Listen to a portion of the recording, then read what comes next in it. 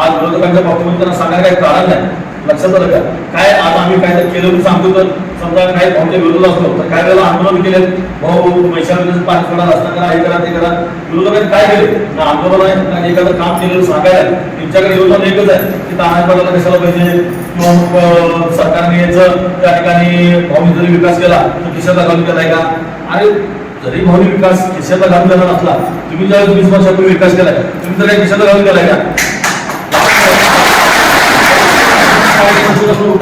काय करायचं आता परवा कानूनवाडीचा सुभाष प्रधान जे काय आज तुझी लायकी काय बोलतोस काय गावामध्ये कोणाचा पुत्र विचारत नाही, ग्रामपंचायतीला सदस्य ग्रामपंचायतीला हात भरत असताना तो सूचक अनुमोदन मिळत नाही, त्यानं उठायचं सूर्याला थुंकायचं अशाचा प्रकार आहे. त्यामुळे पुढची जी आघाडी आहे ना तुझं बाजू तुम्हाला तुझ्याशिवाय कल्पना अशा अवलादीच्या अपप्रवृत्तीची माणसं एकत्र येऊन या ठिकाणी आपल्याला विरोध करायचं, भावाला विरोध करायचं काम चालू केलं आहे. त्यामुळे आपण या ठिकाणी भाऊचं जे नेतृत्व आहे ते तळाच्या थोड्या प्रमाणात जपायचं असेल तर भाऊ जे जे उमेदवार देतील, भाऊ ज्यांना ज्यांना निवडून जाऊन सांगतील जिथं कमळ असेल त्या ठिकाणी बटन दाबायचं आहे.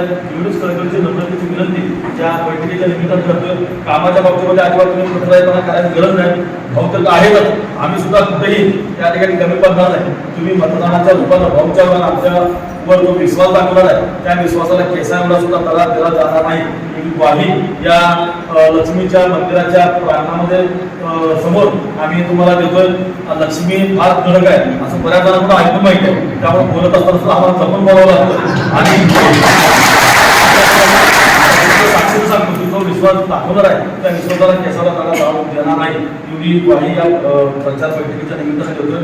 ज्या चुका संगीता तुम्हाला मतदान केंद्रामध्ये गेल्यानंतर 2 मसले असणार आहे, 2 मसल्यासमोर कमळ असणार आहे, त्या कमळाच्या चिन्हासमोर बटन दाबायचं आहे.